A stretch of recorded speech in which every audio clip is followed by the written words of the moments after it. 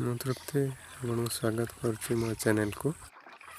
ଆପଣମାନେ ଜାଣିଥିବେ ଗାଁରେ ପ୍ରାୟତଃ ଲୋକମାନେ ଦେଶୀ ଅଣ୍ଡା ଓ ମାଂସ ପାଇଁ କୁକୁଡ଼ା ପାଳନ କରିଥାନ୍ତି। ଆପଣଙ୍କର ଯଦି ଛୋଟ କିମ୍ବା ବଡ଼ ଅଣ୍ଡା ଦିଆ ଫାର୍ମ ରହିଛି, ତାହେଲେ ଆପଣ ଫାର୍ମର ଅଣ୍ଡା ଗୁଡ଼ିକ ବିକ୍ରୟଟା ମଧ୍ୟ କିଛି ଅଣ୍ଡା ବଳକା ରହିଯାଇଥାଏ। ସେହି ବଳକା ଅଣ୍ଡା ଗୁଡ଼ିକୁ କିଭଳି ଆପଣ ବ୍ୟବହାର କରି କୁକୁଡ଼ା ଚିଆଁ ବାହାର କରିପାରିବେ, ସେହି ବିଷୟରେ କହିବି।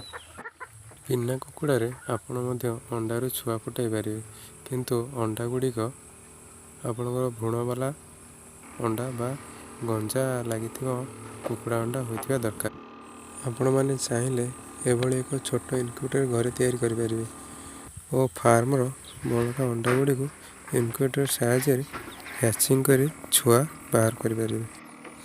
ଆପଣ ଯଦି ଏଭଳି ଗୋଟିଏ ଇନକ୍ୟୁବେଟର କରିବାକୁ ଚାହିଁବେ, ତ ଆପଣଙ୍କୁ ପ୍ରଥମେ ଦରକାର ପଡ଼ିବ ଗୋଟିଏ ଥର୍ମୋକୋଲ୍ ବକ୍ସ, ଗୋଟିଏ 100 ୱାଟ୍ ବଲ୍ବ ହୋଲ୍ଡର ସହ କିଛି ତାର, ଯାହାକି ଆପଣଙ୍କ ପାଖ ମାର୍କେଟରେ ସହଜରେ ମିଳିପାରିବ। ଏବଂ ଆପଣଙ୍କୁ ଅନଲାଇନ୍ ଅର୍ଡ଼ର କରିବାକୁ ପଡ଼ିବ ଗୋଟିଏ ଇନକ୍ୟୁବେଟର କିଟ୍, ଯେଉଁଥିରେ କି ଆପଣଙ୍କୁ ମିଳିବ ଗୋଟିଏ ଥର୍ମୋଷ୍ଟାଟର, 2ଟି 12 ଭୋଲ୍ଟ DC ଫ୍ୟାନ୍, ଗୋଟିଏ ଚାର୍ଜର। ଆଉ ଗୋଟିଏ ଆପଣଙ୍କୁ ଏକ୍ସଟ୍ରା ହ୍ୟୁମିଡ଼ିଟି ମିଟର ମଧ୍ୟ କିଣିବାକୁ ପଡ଼ିବ, ଯେଉଁଥିରେ କି ଆପଣ ଇନକ୍ୟୁବେଟରର ଭିତରର ହ୍ୟୁମିଡ଼ିଟି ସହ ଟେମ୍ପରେଚର ସଠିକ୍ ଭାବେ ଜାଣିପାରିବେ।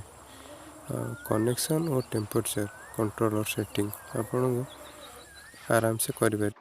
ନଚେତ୍ ୟୁଟ୍ୟୁବ୍ ଦେଖିନେବେ, ବହୁତ ସାରା ଭିଡ଼ିଓ ରହିଛି, ଦେଖିକି ଶିଖିପାରିବେ। ମୁଁ ମଧ୍ୟ ୟୁଟ୍ୟୁବରୁ ଶିଖିଛି, ଆପଣ ମଧ୍ୟ ଶିଖିପାରିବେ।